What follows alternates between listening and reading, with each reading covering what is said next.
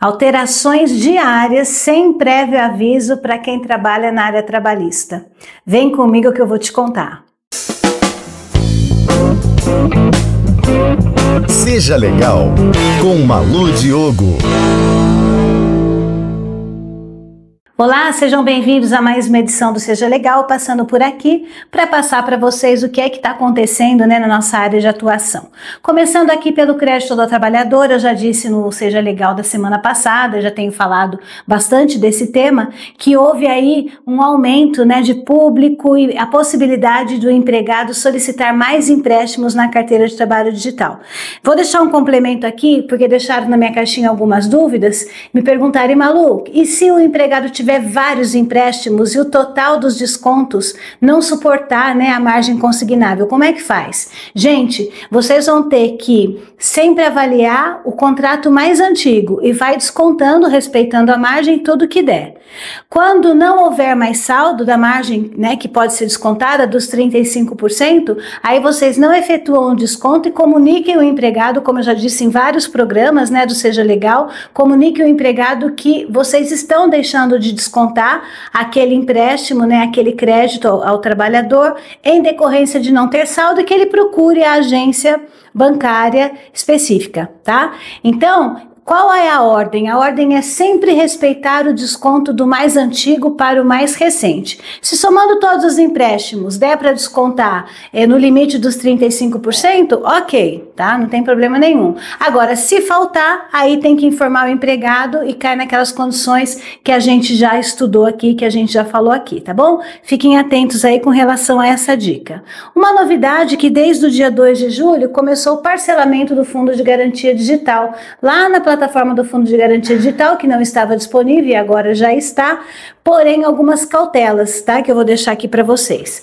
Primeiro, esse parcelamento ele é possível a partir da competência março de 2024, que foi o período em que o Fundo de Garantia Digital entrou no ar. Anteriormente a isso, caso existam débitos, o parcelamento continua sendo feito nos moldes antigos lá na Caixa Econômica Federal.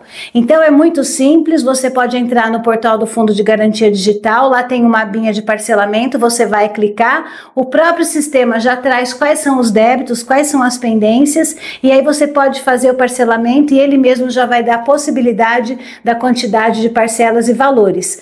Uma dica aqui que eu dou, um ponto de atenção, é que você não vai ter como parcelar uma única parcela específica. Então, o parcelamento ele vai ser feito de todo o período, de todos os valores que estejam pendentes. Você vai entrar lá e vai parcelar tudo de uma vez, tá? Fica aqui a minha dica, depois dá uma olhadinha lá no Fundo de Garantia Digital, que tá bem simples, não é nada complicado não, apenas ficar atento com relação ao que está lá, se realmente o débito existe, se não é um erro do próprio fundo de garantia, fiquem atentos aí com relação a eventuais discordâncias de valores, enfim, tá? Mas é bem simples de fazer.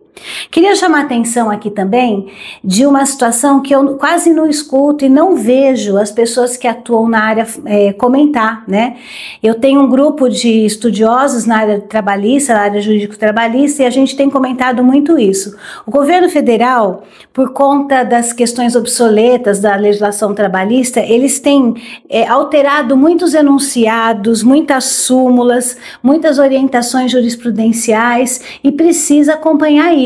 Então fica a minha dica aqui para que o jurídico da empresa de vocês acompanhem essas alterações lá no site do TST. Vou dar um exemplo. Aquela história que eu já vinha falando de quando tem um processo trabalhista, lembra quando tem um processo trabalhista e que era comum o empregado receber valores de fundo de garantia na própria ação e que não pode mais agora? Eu já falei isso em alguns programas anteriores. Então, isso partiu de uma tese vinculante e depois no próprio Seja Legal, de algumas semanas atrás, eu trouxe que houve uma lei que alterou isso, proibindo o pagamento do fundo de garantia no processo trabalhista. O empregado agora ele pode entrar com a ação, ele vai continuar entrando com a ação, pode ter valores referentes a fundo de garantia, mas não pode ser pago mais no processo, vai ter que depositar lá na conta da Caixa Econômica Federal.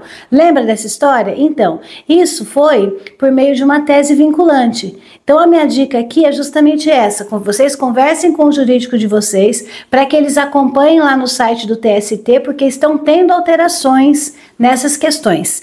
Eu coloquei aqui enunciados, súmulas, orientações jurisprudenciais e decisões dessas teses vinculantes, tá? Eu também não tive tempo de estudar a fundo ainda, mas eu já vi que numa dessas questões, por exemplo, há um entendimento diferente agora do pagamento do artigo 477 da CLT em rescisão de contrato. Então, eles estão entendendo agora que quando há o atraso no pagamento da rescisão, né, a multa lá do artigo 477, que é um salário, né, para o empregado, esse salário não é mais o salário base, ele é composto também de eventuais valores que são pagos para o empregado, tá? Eu não estudei isso a fundo, eu vi isso agora um pouquinho antes de gravar aqui o Seja Legal, mas é nesse sentido que eu estou falando, que o governo federal tem alterado determinadas temáticas e a gente precisa ficar atento lá no site do TST, tá? Então, antena ligada aí, olha, com súmulas, com enunciados, com orientações jurisprudenciais e também com as teses vinculantes. Fica aqui a minha dica, tá? E por último, não menos importante, comecem aí a realizar um pente fino nas informações que compõem a DIRF mensal. Eu já venho falando isso desde o começo do ano, a gente está entrando no segundo semestre e a DIRF do ano que vem, quando nós formos fechar tudo, não é DIRF anual mais, já estamos prestando as informações mensalmente, já falei isso, né, em vários programas do Seja Legal, mas quando a gente for entregar o informe de rendimento para o empregado lá no começo do ano, a gente tem que estar com tudo certinho e a gente precisa começar a passar um pente fino nisso. Receita Federal ainda não liberou o extrator, né, que é o principal veículo que a gente vai ter para fazer as conferências, mas comecem a dar uma olhadinha em natureza das rubricas da folha de pagamento, incidências dessas rubricas, número de CPF dos dependentes e as questões voltadas às rubricas informativas, para que não tenha correria lá no início do ano. A gente sabe que o segundo semestre, passa assim, a gente já está em julho, né, voltando aí agosto, setembro, outubro, a gente já começa a se mover com questões de 13º salário e no começo do ano já está em cima para a gente começar a entregar os informes de rendimento. Então, o segundo semestre passa muito rápido, tá bom? Fica então aqui a minha dica, tá? Fiquem atentos com relação a essas questões. Essa semana, para quem está em São Paulo, temos aí feriado, né? Então, organize sua rotina aí para cumprir aí no meio do mês, aí no dia 15, o envio do e-social de forma a cumprir a lei. E eu fico por aqui. Até mais. GI Talks, RH na DR. Realização GI For Tecnologia para RH. Acesse gi.com.br.